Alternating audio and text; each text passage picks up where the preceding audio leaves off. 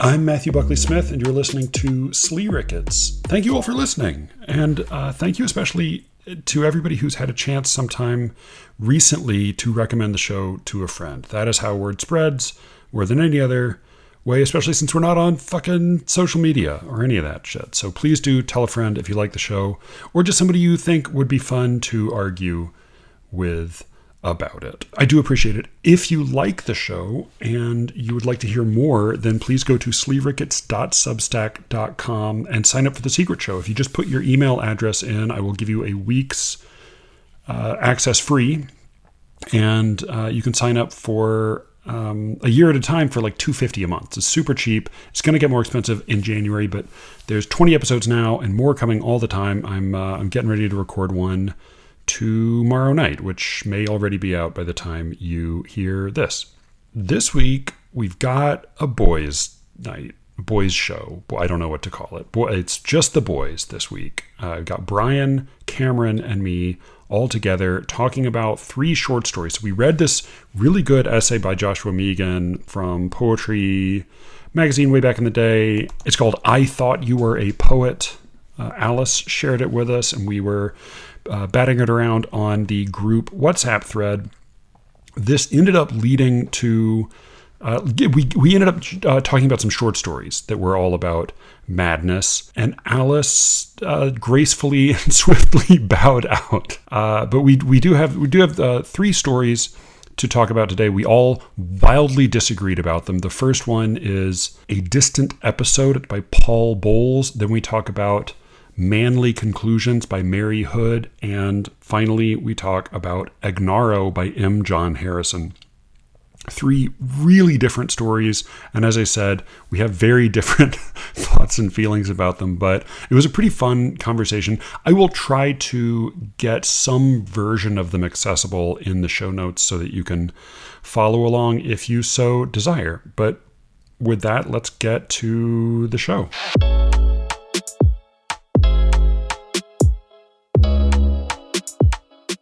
Do we want to start with the Paul Bowles because that was the first one shared?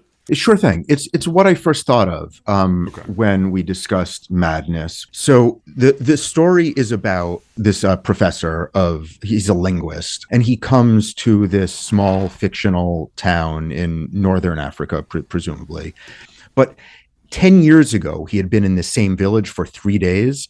Long enough, however, to establish a fairly firm friendship with the cafe keeper, who had written him several times during the first year after his visit, if never since. So that's not a friendship, right? And 3 days is not long enough to have a firm friendship with someone. And to think of it as a firm friendship when this friend stopped responding to his letters, 9 years ago, it's again makes you doubt this guy, and it makes you think he's pathetic. He doesn't have much going for him. He thinks very highly of himself, but we look down upon him. Yeah. And the story, just to summarize it overly quickly, is he's in this town. He goes to visit his friend Hassan Romani. Turns out Hassan Romani is dead. He doesn't quite know what to do with that information. And in a conversation with the waiter at what had been Hassan Romani's cafe, he demands to purchase camel udder boxes, which I don't think exist, but I think Paul Bowles made this up to be a particularly absurd souvenir. Yeah. They're not even camel udder bags. They're boxes. It's such a weird somehow concept. you take the skin off of a camel udder and turn it into a box. Like a nipple box. It's horrifying, right? Like, what could that? Why, of all the materials of all the animals, would you use to make a box? And it's not even like precious. It's like, yeah, I'd like to pick up a few camel udder boxes. But then he gets into it because the waiter sort of looks down upon it. He's like, "You sure you want to?" That's kind of like fucked up. He gives the impression in his look, and then the professor doubles down. He's like, not only do I want a camel, I plan on making a collection of these camel udder boxes. Get them for me, and then they negotiate. And the plan is that the waiter is going to bring him to a place where he can buy camel udder boxes. Halfway through, the professor realizes that, maybe he's not taking me to a place to buy camel udder boxes. Maybe he's going to take advantage of me in some way. Maybe he's going to rob me or, lead me into some nefarious circumstance. They argue eventually the guy leaves, and the professor decides to continue walking down the hill towards these people who, again, are going to sell him these camel udder boxes. What happens, though, instead, is he is taken, dogs attack, he is kidnapped by this group of people. When he tries to fight, quote, something cold and metallic was pushed brutally against his spine as the dog still hung for a second by his teeth from a mass of clothing or perhaps flesh. He's beaten. He loses consciousness. He wakes up. He tries to talk. He could not distinguish the pain of the brutal yanking from that of the sharp knife. Then there was an endless choking and spitting that went on automatically as though he were scarcely a part of it. So the linguist loses his tongue, but he then becomes a sort of, how would you describe him? Like a mascot for the, right. He's like a clown who they bring out.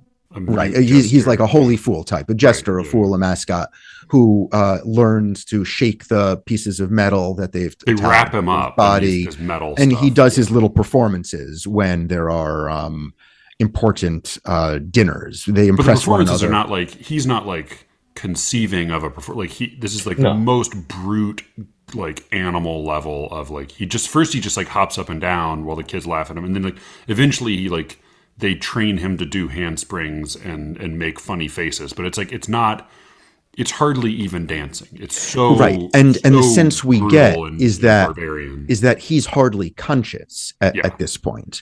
Even when all his wounds had healed and he felt no more pain, the professor did not begin to think again. Later on, talking about the program, Matthew, to which you refer, he easily fell in with their sense of ritual. This is later on, and evolved an elementary sort of program to present when he was called for, which involved dancing, rolling on the ground, imitating certain animals, and finally rushing towards the group in feigned anger to see the confusion and hilarity. Later on, he's so valuable, they sell him. But unfortunately for the purchaser, after he's sold, he sees an Arabic speaking man comes to the person who buys the professor. He speaks in Arabic, the Arabic speaking man does, which opens up a kind of consciousness again to the professor, because he's able to connect back to his past in some way and reach some level of consciousness again. The guy who bought him is furious because at that point the professor refuses to perform. The guy who bought the professor goes to murder the people who initially kidnapped the professor. The French government gets involved, and the professor now reads a couple words in French. He combines that with the Arabic. He becomes some version of himself again. He trashes the house, runs away. The story ends with the guard, who is French, watching him run away. Tiens, he says to himself, a holy maniac. And then for luck, he takes a pot shot at the professor, almost hits him, but doesn't. And the wall against the garage that the soldier leans against gave forth heat left there by the sun. But even then, the lunar chill was growing in the air. And that's the story. So why didn't you like it? Why? Yeah. And Cameron, I know you had a different response to it than I did, and I suspect mine is the least sophisticated response. The madness of this story is very different from the madness in Mahegan's poetry article, right? I mean, that you can make an argument about how mad the professor is beforehand, and I do think he isn't insane, but there's certainly a sense of sort of irrational clinging on to his own sort of power. And he says, I wish everyone knew me. When people in the market recognize the guy who's guiding him, I wish everyone knew me in this place he just arrived at. He looks at this, he squints his eyes to make the moon multiply in his vision, and he says, incredible. He seems like not even child, he seems like brain damaged to some extent. But he realizes that. So he says, I wish everyone knew me, said the professor, before he realized how infantile such a remark must sound, to which his companion responds, no one knows you, said his companion gruffly. So the story is aware of how infantile the character is. But the main madness in the story isn't that. The main madness is caused by an extreme influence when the professor is basically tortured, mutilated, and sort of his consciousness is destroyed, and he becomes barely anything more sort of like a trained monkey performing tricks, right? And the trigger, as you said, for him kind of waking back up and then finding himself in this intolerable condition and then totally losing his shit at the end, is that this one educated guy in the crowd has showed up and has started interjecting into the middle of like the local dialect classical Arabic from the Quran. And so as a professor, like it even describes him hearing like gibberish, gibberish, gibberish, something from the Quran, gibberish, gibberish. Like he recognizes these snatches. And part of me thinks like, well, it's like quotations from his old life that he recognizes. But then I also kind of like the idea that the way that Bowles describes this guy, a group of men came to the house, among whom was a venerable gentleman, better clothed than those others who spent their time flattering him, setting fervent kisses upon his hands and the edges of his garments. This person made a point of going into classical Arabic from time to time to impress the others who had not learned a word of the Quran. And so part of me, like, I kind of like the idea that it's not just the classical Arabic that wakes up the professor, but like it's the performed pretentiousness of this guy that he sort of like, in a way, this is a kind of a mirror of him at an exactly time for in what his he life. was initially, this sort of intellectual for the sake of being an intellectual, but actually a fraud. I mean, it seems to me there's like multiple forms of madness, or at least multiple forms of irrationality happening in this story simultaneously. I agree with that. And I think that's a great read because it fits with why I feel like Paul Bowles has control of this story, where there are a lot of different versions of this story where it's just like something horrible happens and you're like, that's the most horrible thing I've ever seen. And then a new, even worse thing happens. But that exists in sort of this realm of horror. But the idea that not only were these moments of uncertainty or unconscious, anxieties in there initially, but that it's the language in the beginning and the language that then brings him to an even higher form of madness at the end. It feels like Paul Bowles has mapped this out and is making conscious decisions as opposed to just seeing like, let me try to raise the stakes, even more. But Matthew, what's bothering you? Well, so all of that seems true, and Bowles certainly felt in control, and it was the first thing of his I've read, and I certainly finished it thinking like he is a very skillful and controlled and intelligent writer who did a good job building this short story. But the feeling I had overall was one that it's funny. I often find that like things I like, other people will have this response to. Like I think I've heard people say this about Jonathan Franzen's writing. He seems like a big fucking jerk. Like not the character, but like Paul Bowles, like as the narrator, as the author of the story, feels like he's just being cruel to his character in a way that like it made me feel nothing. It was like, look at this dumb colonialist baby and look at him be dumb and naive, and then he gets his comeuppance, but then it's even more horrible, and then just more and more bad stuff. Like to me, that relentless heightening of the awfulness had the opposite effect it has. Like in a way, like I'm more impressed in a horror story with that because a horror story has more compassion for the characters because it evokes horror. We share in the character's sense of horror at this awful circumstance. Whereas here, it feels sort of crisp and accurately described, and even I thought the description you read of his getting his tongue cut out, it's very elegant. Like he manages not to say all these different, he doesn't say the word blood. There are all these things he doesn't say in very evocatively describing this physical experience, but I felt less than nothing for the character throughout. I mean, I felt like a little wisp of something at his like kind of dumb sentimentality over Hassan Rouhani, and then there is like a nice sort of like cruel reversal where you like, hey, there's a French soldier at the end finally, and then just like takes a pot shot at him for good. Like, but part of me felt like you could just like, I mean, in a way, like the most interesting part of the story was the title because of its ambiguity. Like there is a reference in the very first paragraph to the distant past, or its first or second paragraph.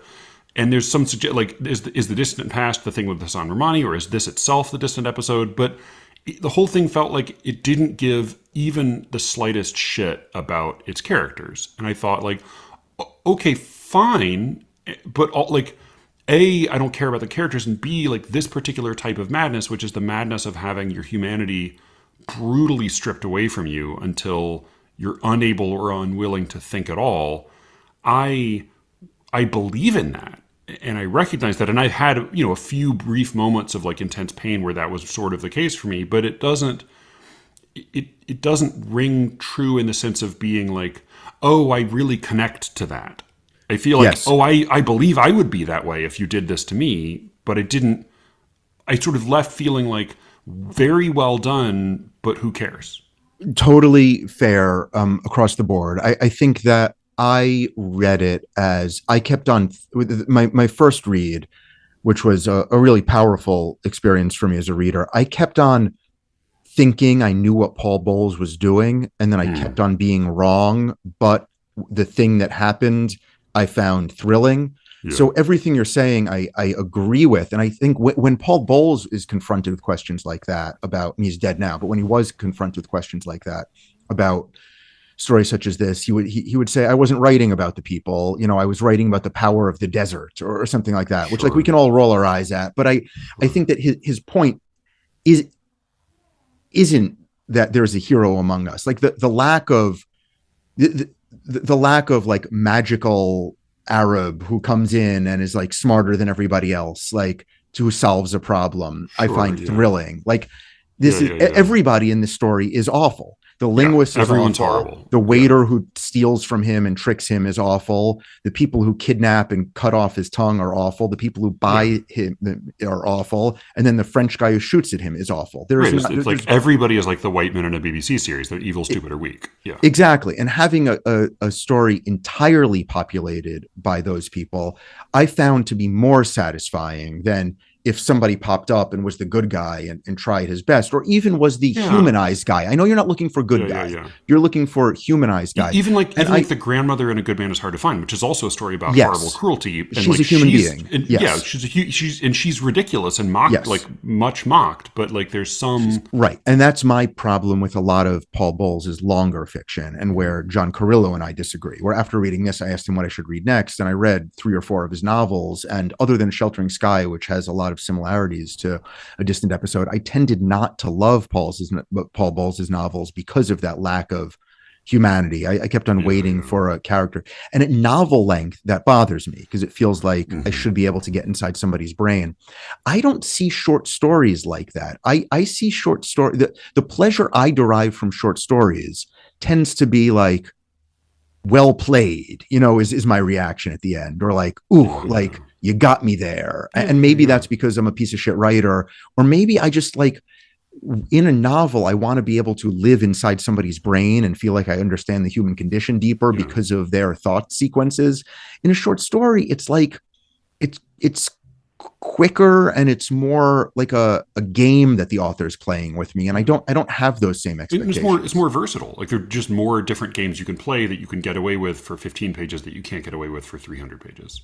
I mean, you say you can't get into any of the characters' heads. I would say that I feel that I can get into the professor's head at the beginning. Yes. And in the middle, it doesn't really matter that much, and at the end, maybe.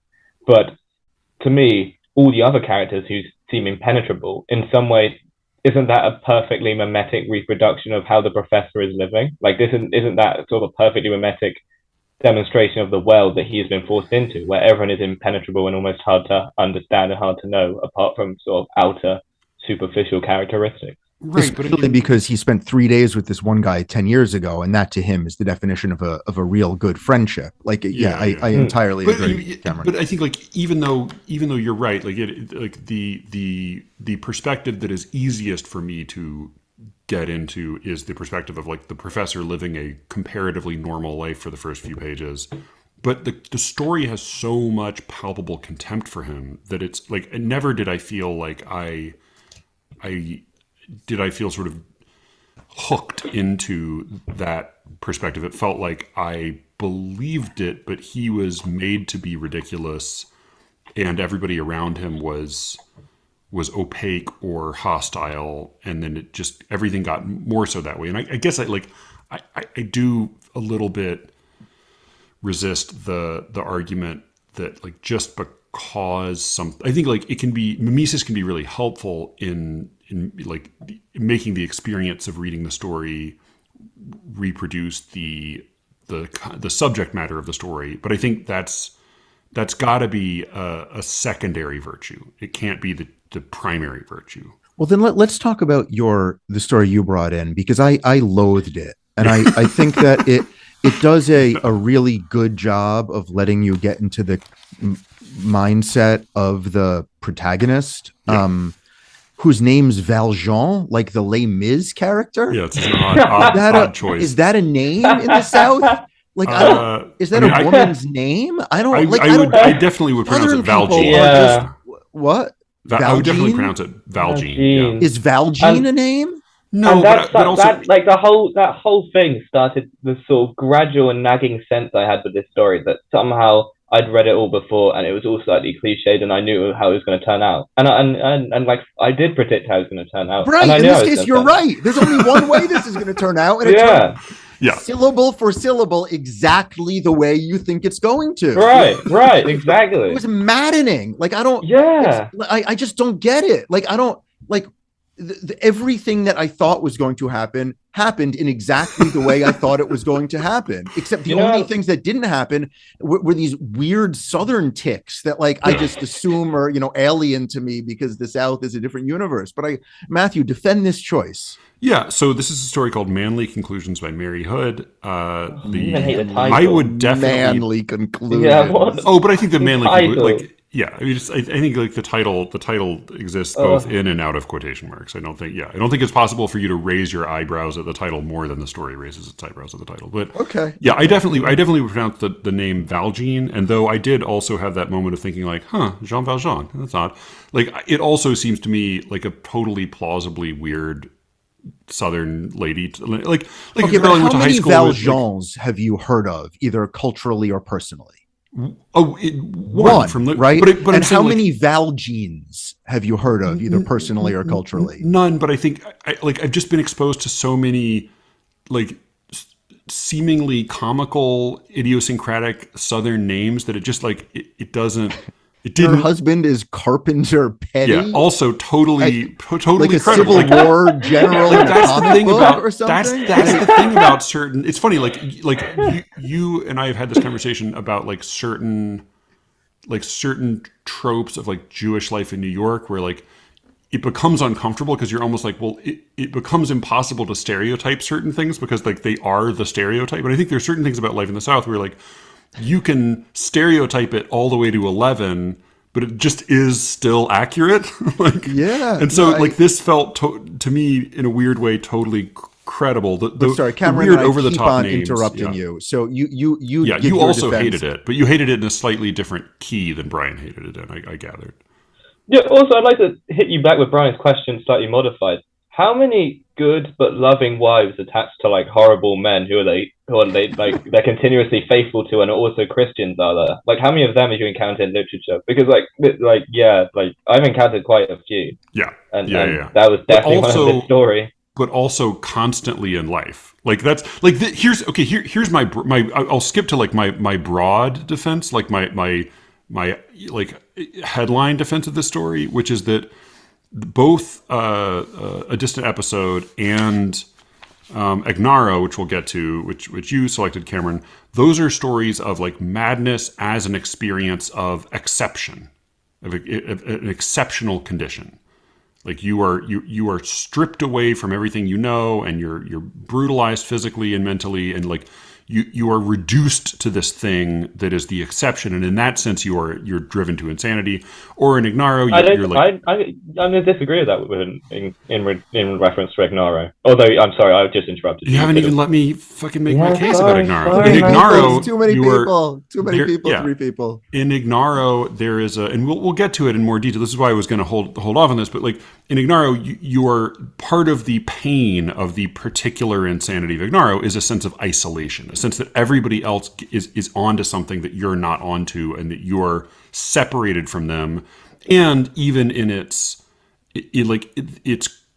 in the notes that it struck in my own like relating to it were notes of feeling excluded and isolated and on your own. I would say that Manly-Conclusions is a story about madness as conformity. Like this is the madness of like things working out exactly the way they always do, and in horrible way. Like, it's a story about masculinity as a form of madness, and like a very dumb, very clumsy, and relentless and stubborn macho Southern stereotypical masculinity that nonetheless like steamrolls all the characters, and they can't but totally succumb to it. So to me, like, summarize this is a story about summarize it for your reader, Matt. So this is a story in which Val Jean sort of manages her, and I would say it's not quite fair to call Carpenter like just horrible. He is definitely horrible, but I think like there is an odd kind of, there is something that rings true about the funny little compromises and tug of war in their relationship, where like he has this huge, the first line is his wife Val Jean admitted that Carpenter Petty had a tree-topping temper, but he was slow to lose it. That was in his favor. So she sort of, her whole attempt to change him is just an attempt to mitigate his terrible temper that he has, and it's a temper specifically about pride. He's territorial about his rental property.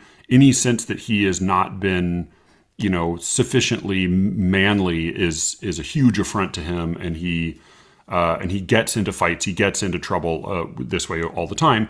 And then, of course, the major conflict of this story comes from her concern that he is passing on this obsession and this sort of madness to their son, whose name is Dennis. The occasion of the story is that their dog has been shot. Their dog, Lady, Their dog, Lady, also ridiculous and totally credible name for a dog. Lady is shot, and they bury the dog while the son is away so that he doesn't have to deal with that. Val Jean is concerned that Carpenter's going to get worked up and is going to go try to seek out whoever shot Lady, and it's unclear, was this an accident, was this something else?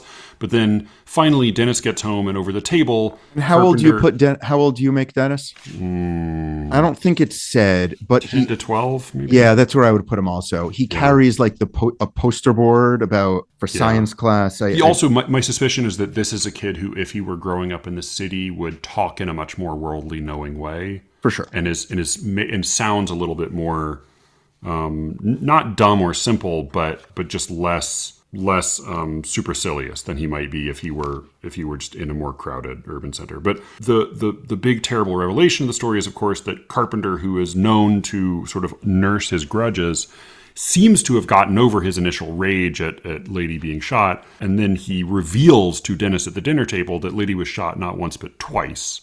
Once up close, and once when she was from behind, when she was crawling away.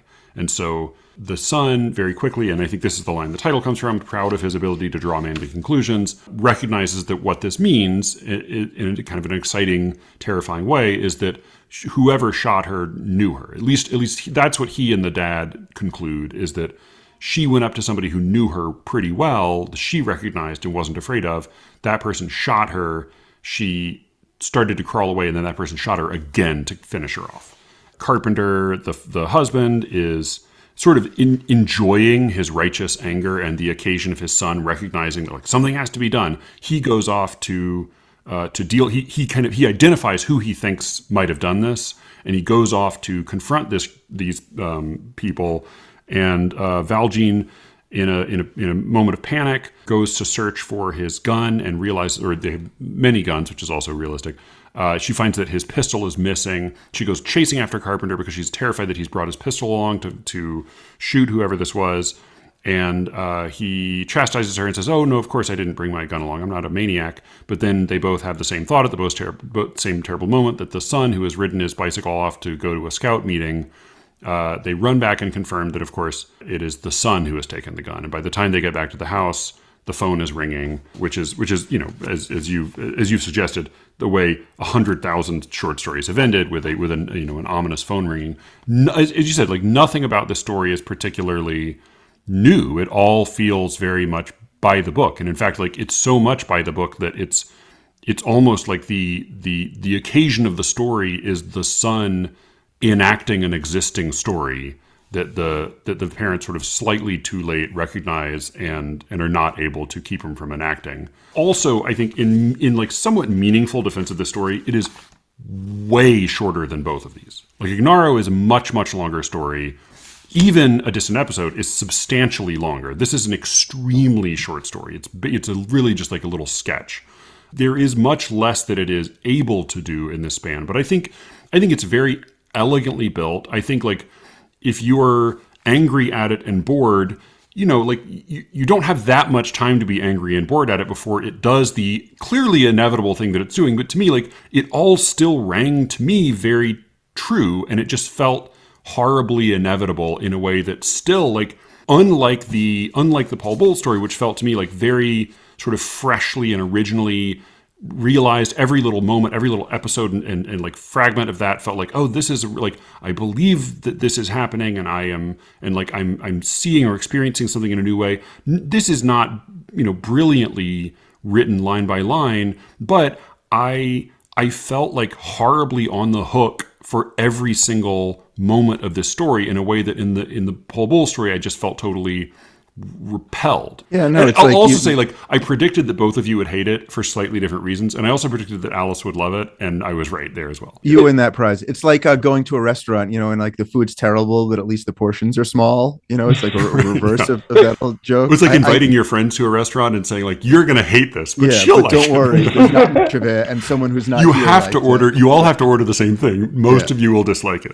Yeah. So Matthew, so could you explain to us, for amusement, why you thought both of us wouldn't like it, and why maybe you thought we'd like it for slightly different reasons? I think what I said in the text initially was that Brian would hate it because it would be too Southern for him, and Cameron would hate it because he would think the writing was unsophisticated. I mean, starting from the reason why you said I would dislike it. I think, of course, you're right that it's too Southern for me, but it's also so comically Southern that I can't. Yes. It's as though somebody was making fun of me by writing this story. Yeah. Like it's I remember a decade ago or so, a friend asked me to write a short story for their wedding to be read at their marriage ceremony. So I wrote this. So it was the guy's from Georgia and the woman's from Maryland, and I met her in college, and they're both Brooklyn types. But I wrote a sort of prose poemy thing, as a 23-year-old does, where like it was, like they meet at certain times in their life, like in the sandbox, and then they meet again when they're 6, and then and it doesn't work out, and then they get married. It doesn't really make sense, but like it was appropriate for the wedding. But in one of these scenes, I imagined him as a teenager in Georgia, and the way I did it was it was just I was looking for it, I couldn't find it. I just remember he's like and upon his 19th birthday, his father told him he could use his spittoon for his family spittoon for the first time, and sipping a mint julep on the porch, he laughed at the thought that races might get along. Like even then he was in love with her, you responded like lovely marriage piece, and I wrote my own, and it was like visiting Zabar's, his yarmulke fell off, and he couldn't, the pots and pans were a nickel more than they should, so he bargained them down. And like it has that. It's like a story about Jews written by an anti-Semite. Like it felt like a story about the South written by me. Like I just like their names are Valjean and Carpenter Perry, and the dog whom the guy needs to protect. Her name is Lady. And, she might as well be named Damsel. And like the one thing he loves the most about his wife is the biscuits that she wakes up early to cook, and the laundry that she darns, and like it was as though you were mocking me through every page of this. You think how. Like it was as though I wrote it to make fun of you, but somehow you presenting it to me was like the biggest fuck you could think of. So like, well played, checkmate, you win. I don't know what this is, but it madness personified. It is. I mean, and I wonder if the first few times I read this story, I certainly recognized it as being Southern. I met Mary Hood, and she is a very, very lovely, like extremely powdery, billowy church lady, Southern lady. Like she looks and seems and talks exactly the way you would expect. And I should say this comes from a collection called How Far She Went, which won a Flannery O'Connor prize, and I think it's a great collection. This is the story that most stuck in my mind. It didn't reading it, part of my enjoyment of it wasn't that I felt like this is a real Southern story. But I also think that when you call attention to that, it is so over the top in its Southernness that I wonder if I knew, like, if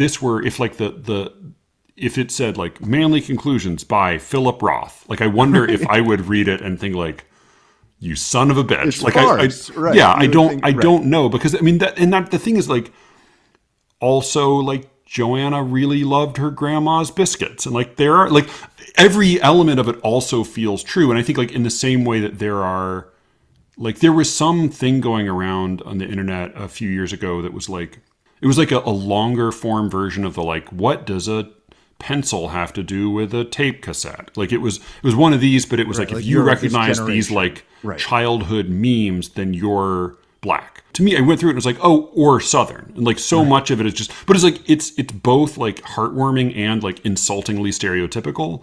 That's the thing, is like Portnoy's Complaint is also like a novel about Jews written by an, like it is also so over the top, but it rings true in a funny way. I should, by the way, tell you that I did the thing you're describing once in college, not unwittingly, where I had to do like a one-man show in my drama school, and I did, not thinking it was a big deal, I did a one-man show in the voice of my best friend at the time, who's grew up in Atlanta, but like from an old Manhattan family, a Jewish family, and boy, that's one of the few performances I've done where like people actively walked out in the middle.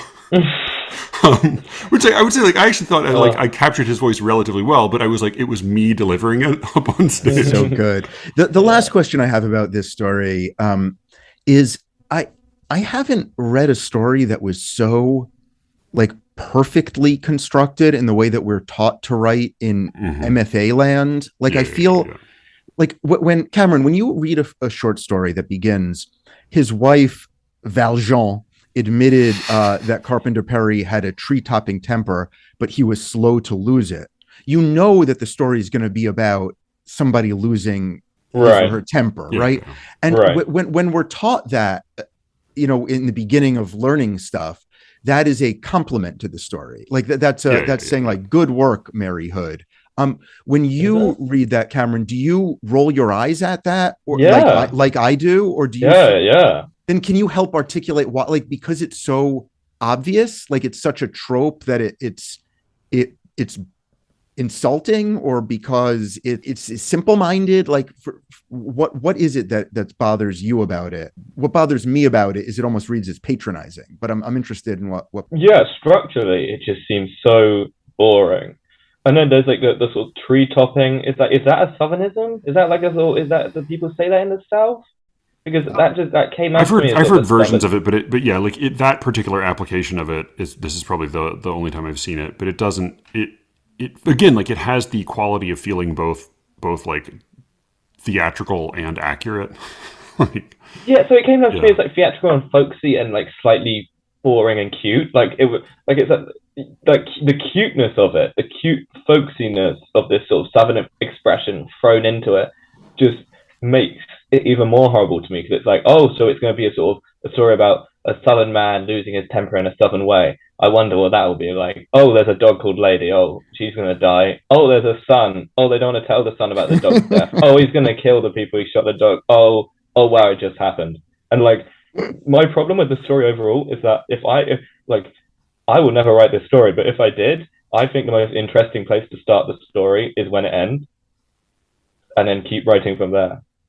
Because then you've gone through the types, you've gone through emotions, and then you get to the thing that happens after all the types are put into place, and that seems to be much more interesting now. A digression that reminded me of is there's this television show. It's on Hulu. I don't know who made it before Hulu, but it's called The Bear. Have either of you familiar with this? No. So it's gotten really good reviews. It's about restaurant world, and I was told by my friend with whom I share a Hulu account that I would really like it because he just watched it. So I turned it on and I watched it, and I thought, like, this was great. Like, I really am going to like this. It's like the best first episode I've seen of a show for a long time. And then I went back to watch the second episode, and I'm like, oh, I guess we're going back in time or something. And then I realized that the episode I started with was the finale of the first season, and like it didn't matter at all. Like I understood all of the characters, where everybody was coming from, and it was just like an exciting introduction to this world and something exciting happening. And fascinating. It made me, I've never done that before accidentally. It made me rethink like everything I've ever written and read. Like if this like highly regarded television show, I could skip the first 9 episodes and be delighted by the depth of character and plot machinations in the 10th episode, like what that says about narrative in general. And that's something I would love, a Slee Ricketts listener to shoot Matthew an email about, because I tried to read, I tried to then watch the first 3 episodes and I couldn't, because I knew where everything was going and it stopped interesting me. But it was a unique experience, one that I'm happy I had, even though it made me not want to watch the first 9 episodes. Yeah, and not to then break off into a show that only 2 of us have seen, or only one of us has seen all of, and that we're not supposed to be talking about today. But like it did, just because you mentioned that last episode, what seemed to me most notable about it was that the first 10 minutes were completely unnecessary, because they were, that to me, like coming to that episode at the end was seeing like a pretty restrained show about a guy who's like a family that's had a really horrible thing happen in recent memory, getting on and getting, moving ahead with their lives. We then got 10 minutes of like pure straight, like by the book, Parul Seagal trauma plot monologue. Right. And it's like, it's so like maddeningly unnecessary that actually infuriated me until we got past that. And then like the show became a good show again. But let's talk about the story we're here to talk about. I think what all 3 of us have the most to say about, which is the brilliantly titled Egnaro. Oh, wait, let's. Well, you have a last thought on Manly-Conclusions? Yeah. So this is like, let me do a really Matthew thing and like move through several like diversions to back to the story. So one of the things that I quite like about Slee Ricketts is that you, Matthew and Brian, both of you, I sort of watched something, a program or a film that seems to be big in American culture, and then a few weeks later I get to listen to an episode with you two like shizzing on it, and it's quite amusing. So this happens with Don't Look Up, which I thought was all right, but like I can understand why you hate it. And I thought it was all right too. I hated it. Yeah, I think I'm with you, Matthew, there. And then it also happened with White Lotus, which is more connected to the story, because you two were hating on the fact that it opens with someone. We know that someone's being killed, but we don't know who, and you think this was utterly sort of an unnecessary opener. Is that right? It bothered you more than it bothered me, but I thought it was unnecessary. It was like, it felt contrived in a way that like it didn't seem, it was not, I didn't. I thought it made the rest of the season worse as opposed to better, knowing. Yeah. The difference between that for me and this, and I didn't really mind that, although I am totally open to either of you argue. I'm open to the argument that it makes the season worse, and I haven't really thought through that yet, so I couldn't say if I agree or disagree. But the difference between White Lotus and this story, to me, this story being Manly-Conclusions, is the whole premise of White Lotus is someone gets killed in the middle of this sort of mixture of obnoxious, mostly white people going to a high-class hotel, which is a story of types. There's also a story of types in a setting that we haven't quite experienced before, and then has a murder mystery, which is a whole different type thrown in. And that worked for me. While this story, which is just types acting out their typish behavior in a typey way, just didn't work for me, because I could see where I was going from the first sentence. And, you were saying how Bowles' narrative like switched you off to the characters, and this switched you onto the characters. Total opposite. I hated all the characters of this story almost immediately, and it switched me off because I knew what was going to happen. And secondly, there's a short story called Shirley Jackson, a short story by Shirley Jackson, which I just looked up, and it's called The Renegade, which I read a few years ago, which is basically about a woman whose dog, also called Lady, is alerted by the neighbors that the dog has been killing chickens, and the neighbors pressure her into killing the dog, and this pressure becomes more and more insane through the day, and there's sort of a building atmosphere of threat.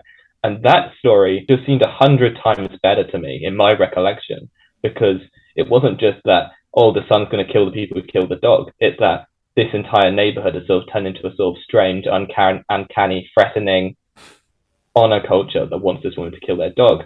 And that story had real stakes. I didn't know who would kill the dog and if they'd kill the dog. This story to me has no stakes because I know who's going to kill the dog's killers almost immediately. I don't think that's what stakes is, though.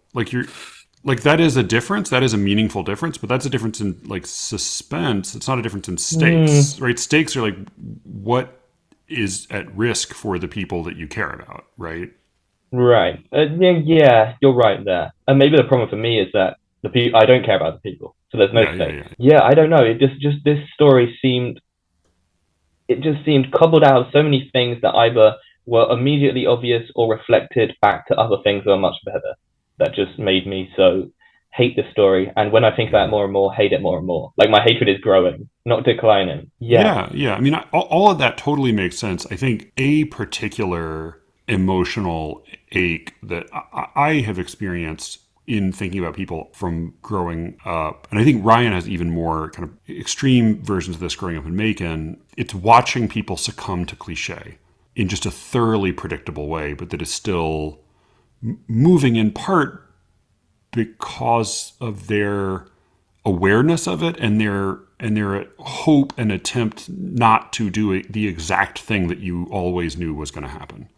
So I think that's sort of that's what really tugs at me about this story mostly. But I also recognize, like, I think all of your criticisms are accurate, but it strikes a nerve with me that I think I could definitely see it not striking for lots of people. And maybe this is cultural to an extent because neither me or Brian grew up in the South, right? But I mean, my question would be because I don't want to discount the idea that people should write stories about people succumbing to cliches. Yeah. My question would be how to write a story about people succumbing to cliches without the story seeming mimetic in its own clichédness. Yeah, I think like a very good example of that I know lots of people hated, or at least my dad really hated, was I'm Thinking of Ending Things, which is at least in the movie version, it is very much a story about a man who is a total cliche, who has no original ideas.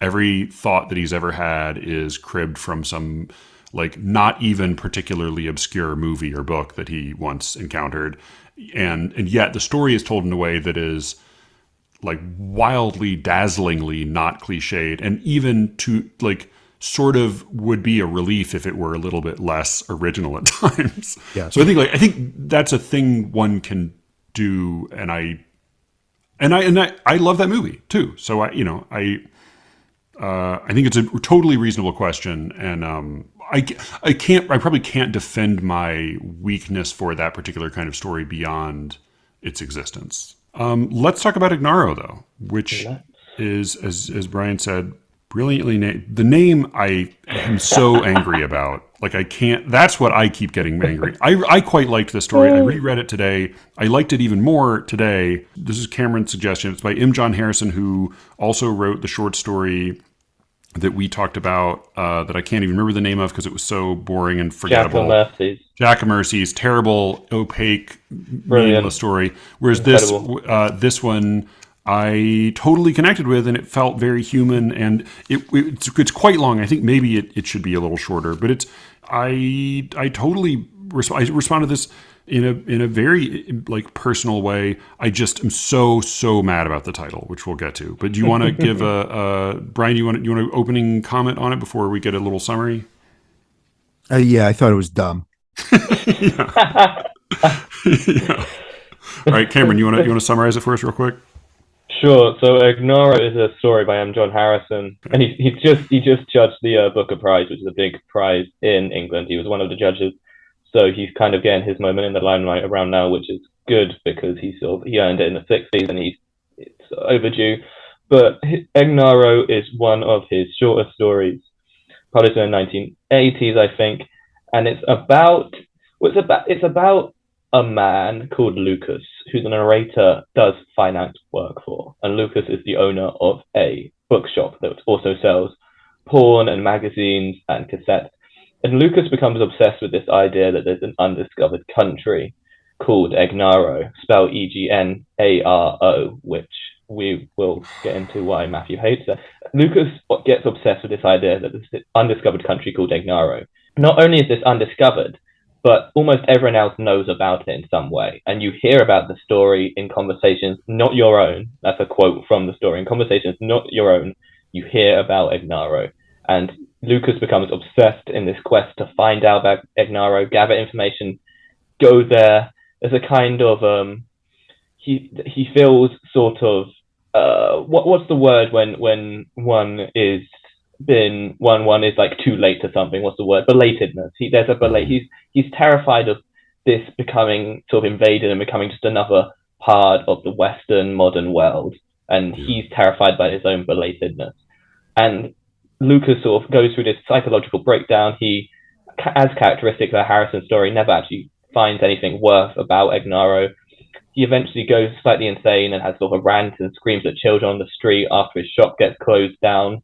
And then at the end, Lucas has totally forgotten about Egnaro. He's obsessed now with American fast food and has sort of become an entrepreneur of importing fast food to England. Because that was nice. Like that he gets really excited about fast food was a nice touch, I thought. That's something I agree. That was my favorite part of the story.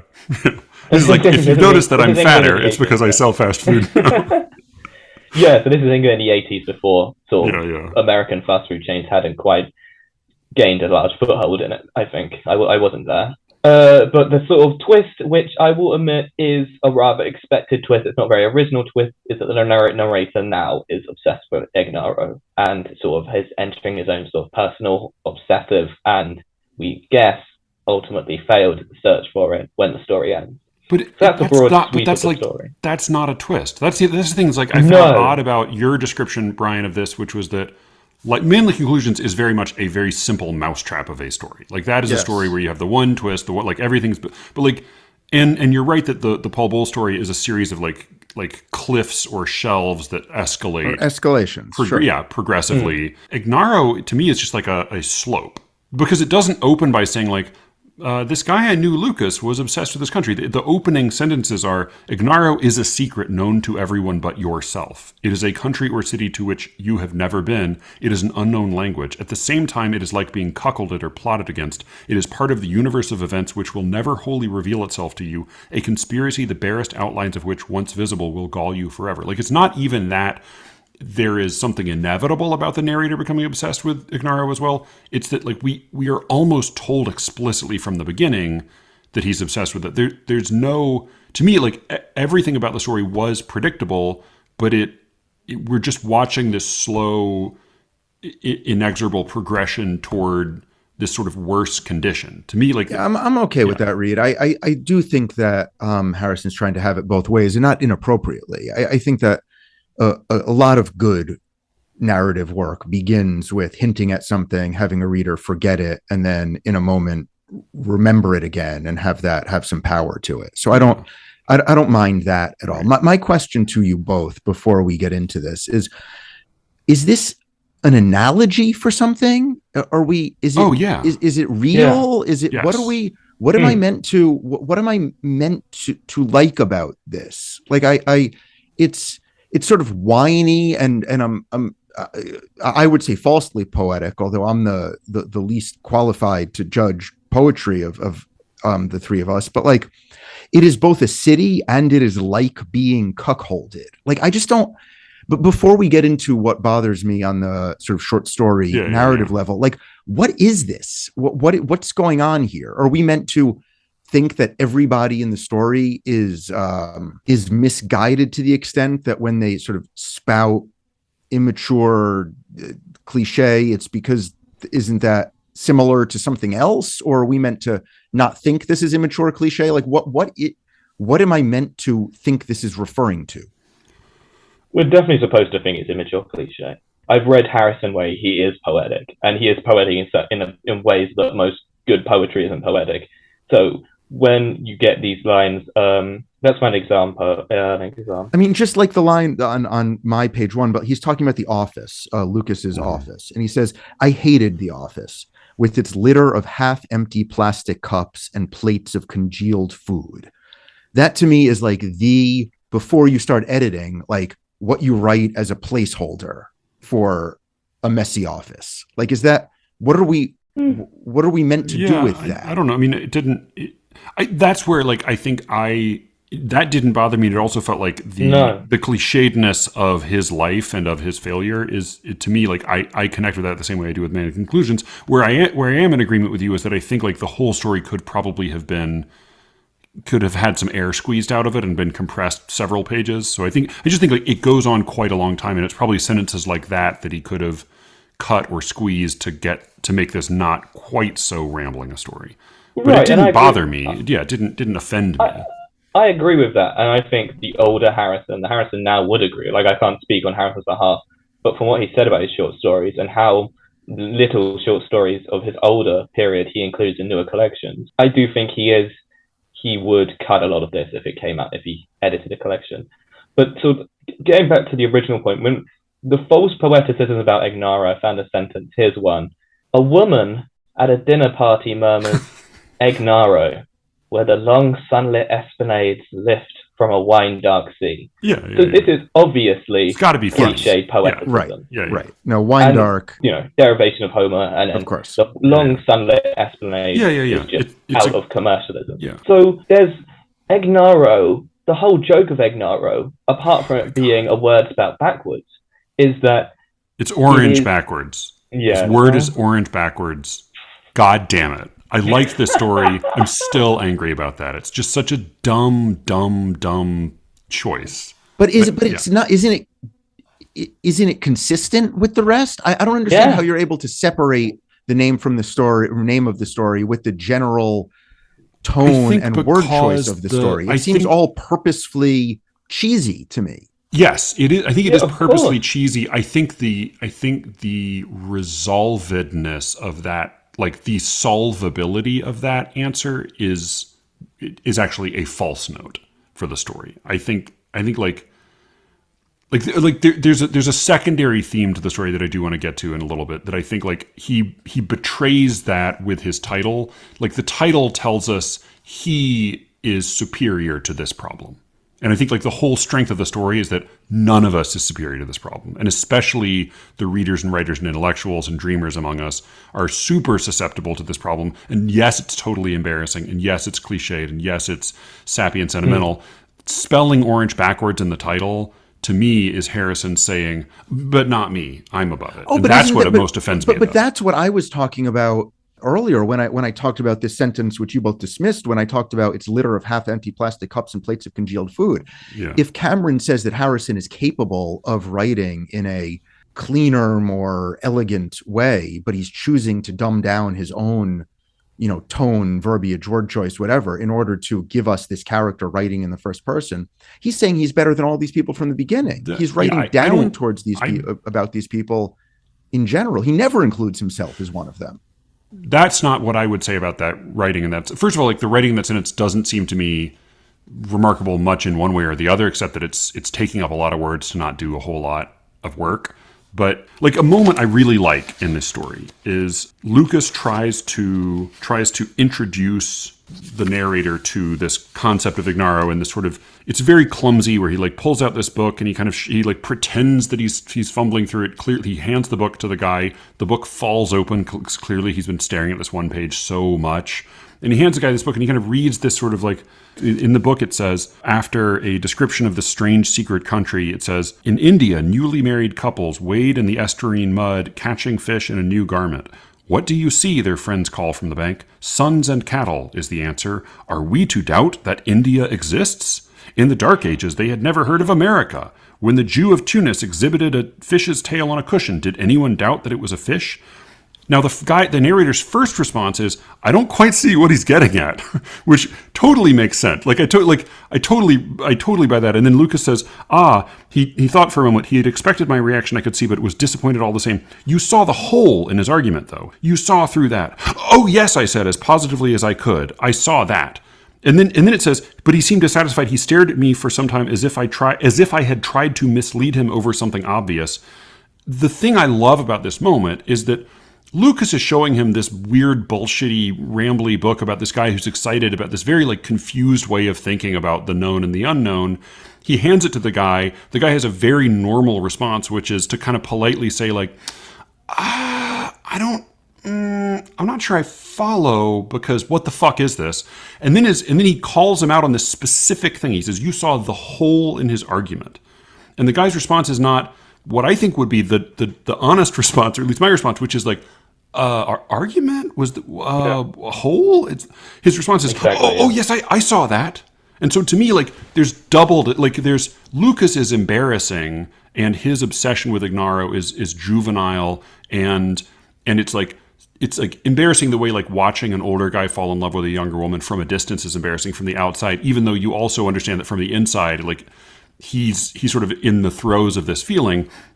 But also the narrator is doing a dumb, embarrassing, vain little thing that people do in conversation, which is pretending to be even more in the know about something. Like he was very quick to say, like, oh, I can see through the illusion. I can see this. I get the joke. And so I think, like, that's the sort of the double edge of Egnaro throughout this is that like we like.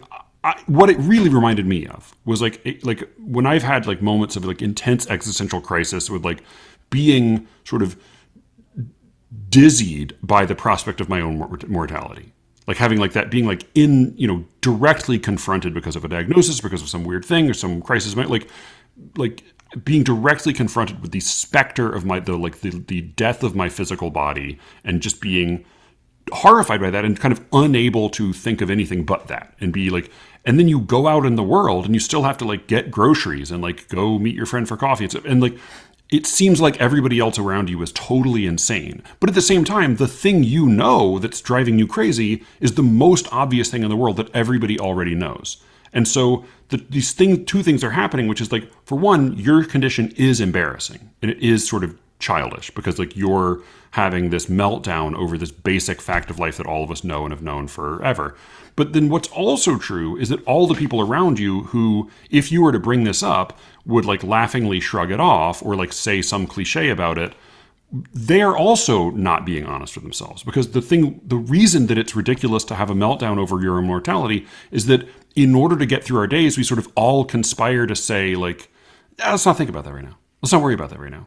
So I think like that's the double edge of Egnaro that I felt like rang really true, that it is totally embarrassing, but also like he is to some extent right, not about everybody being in on it or everybody having a conspiracy against him, but about the like slight falseness of everybody's dismissal of this embarrassing thing. I do agree with you that spelling orange backwards does in some way place the author above the sort of the problem the story is trying to work out in a way that doesn't seem to suit the theme. But if we take the last sentence of the story, which is, if Egnaro is the substrate of mystery which underlies all daily life, then the reciprocal of this is also true. It is the exact dead point of ordinariness which lies beneath every mystery. Do you not think that is a small defense of spelling orange backwards? That in some way orange is a joke, not just at the author's expense, but at everyone's expense. Yeah, I mean, I do think that I think the argument of the last line is a good argument. I think that the orange is so dumbly arbitrary that it feels it like, because that like part of what makes it so devastating that like the things that we get stirred up by, whether it's a erotic love or like an existential crisis or a maddening pursuit of art or perfection or something, like whatever it is, like the flip side of it, he's right, is utter cliche and ordinariness, but it's also a sort of an inescapable necessary ordinariness. Whereas the orange thing just feels to me so dumbly, I mean, I guess I would be even madder if it were like life backwards or something, but it feels so dumb and disposable. Brian is looking pained at everything that we've said over the last 5 minutes. No, I mean, I would just like to hear, I mean, your speech, Matthew, about when something obsesses you and you go out into the world and it doesn't obsess everyone else, I think is very well said, and why I love you. Like, I think that experience is something that we've all experienced, whether, through heartbreak or, as you say, physical malady of some kind, or anxiety about, I mean, imagine having your condition that you've lived with has to right. Like that. I mean, people live their life covering to that extent, where you go out into the world and you can't believe that everyone isn't, mourning with you, or like whatever the version of that is. But I don't know if that's what the story is doing. To you, it's obvious that to both of you, it's obvious that there's some analog there that's clear and that is meaningful. But like he says in one of his moments of enthusiasm about the search for orange spelled backwards, what if all I used to think, what if all the maps were wrong? What if the maps were all wrong and the world was full of undiscovered countries? And then he goes, undiscovered countries, what a joke. Yeah. So like, you can interpret that to mean anything. And if you want that, I mean, it's like back when I was young, I used to be full of fantasy or optimism or something, and I no longer am. Yeah. Like, this is now Brian talking. Like, I don't get it. I don't know what he's referring to. He could be referring to anything. Like, I don't, what you just pinpointed in your soliloquy about pain and people not recognizing it is poetic and human and beautiful. Is that in the story?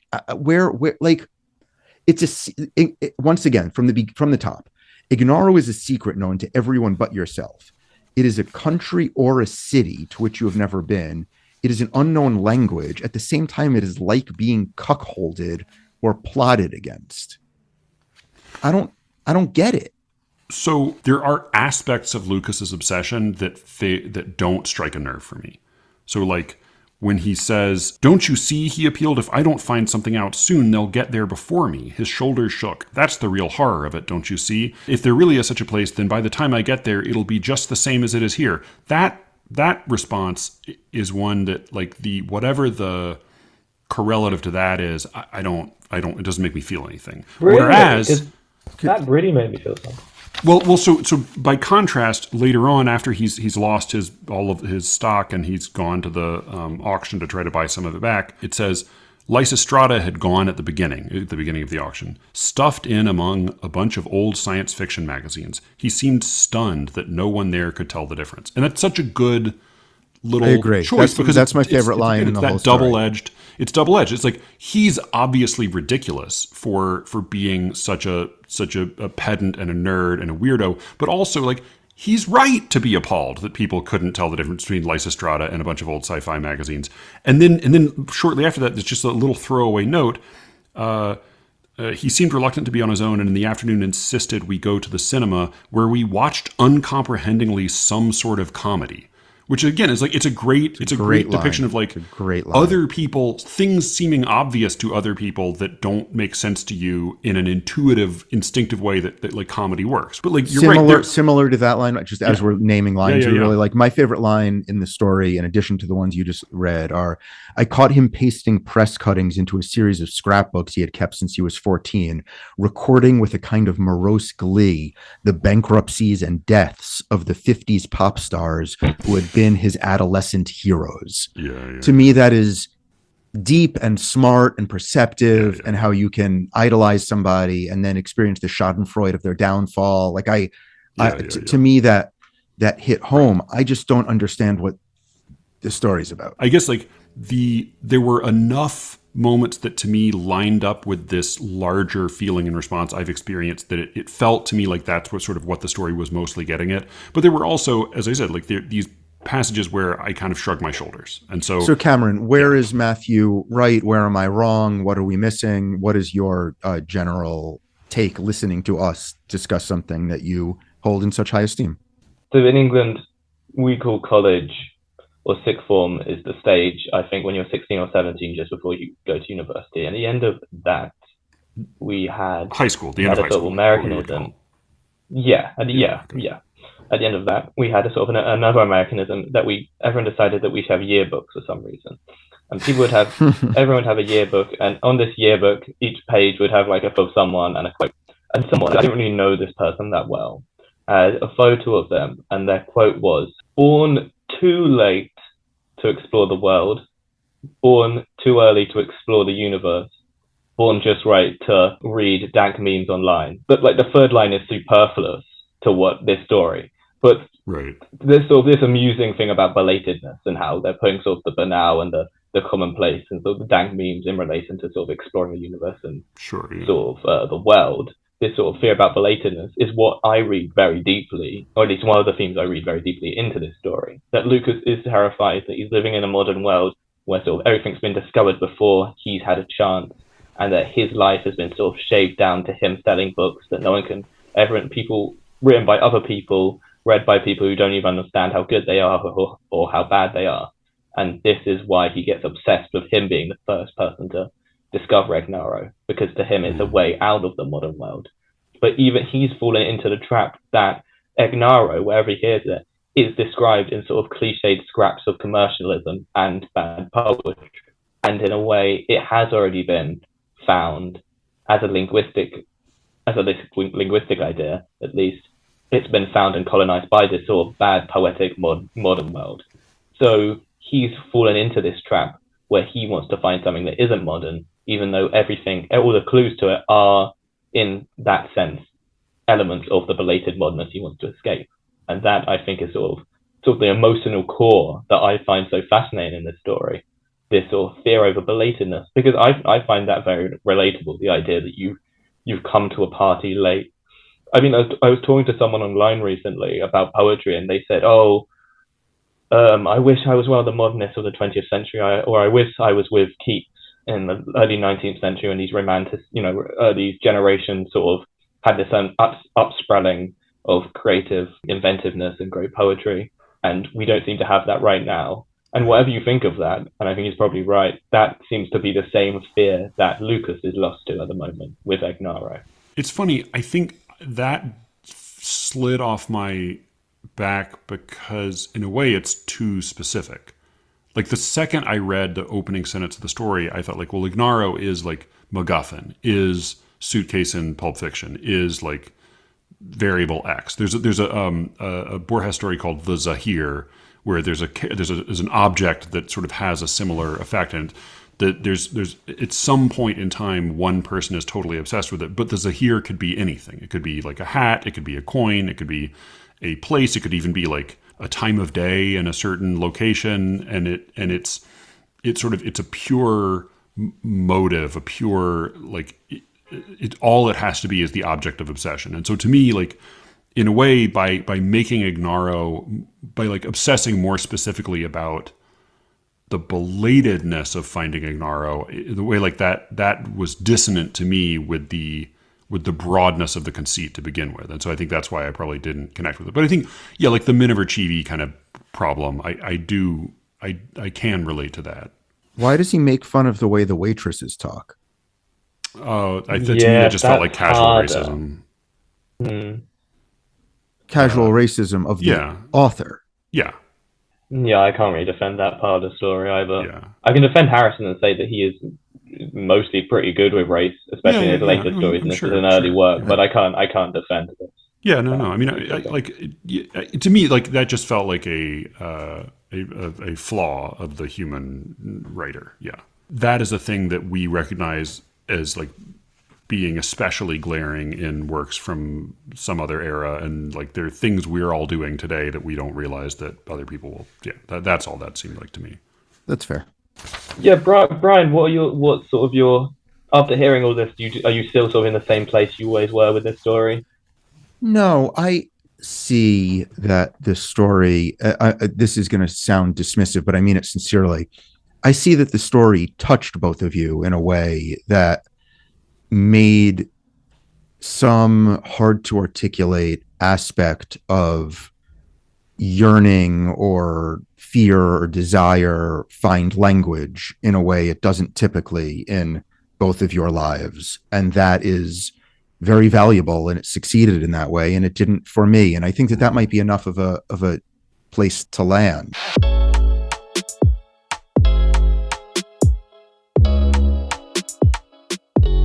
That was this week's show. I will try to put some version. I'll try to make some version of these three stories accessible in the show notes. they're all worth reading. And maybe, and if let me put it this way, if you think that I was right about any of them and the other two were wrong, then please do write and let me know. But truly let me know whatever you think. You can reach me, as always, at sleerickets@gmail.com. And with any luck, I will be speaking to you again very soon. Until then.